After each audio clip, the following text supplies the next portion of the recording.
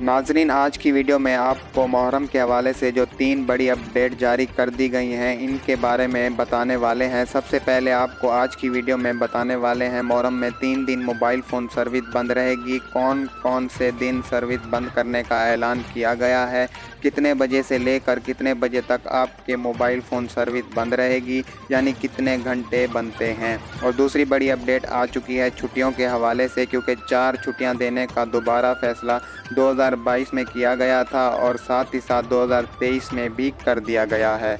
अब आपको बड़ी अपडेट देने जा रहे हैं कि जो पहला मुहर्रम होने जा रहा है वो 19 जुलाई को होने जा रहा है, जबकि सबसे बड़ी अपडेट ये है कि 7 मुहर्रम, 9 मुहर्रम, 10 मुहर्रम 3 दिन मोबाइल फ़ोन सर्विस आपकी सुबह के वक्त बंद कर दी जाएगी और रात 12 बजे आपकी सर्विस खोल दी जाएगी। और आपकी जो छुट्टियां होने जा रही हैं मुहर्रम में वो जुमेरात, जुम्मा, हफ्ता और इतवार की आपको 4 छुट्टियां होंगी।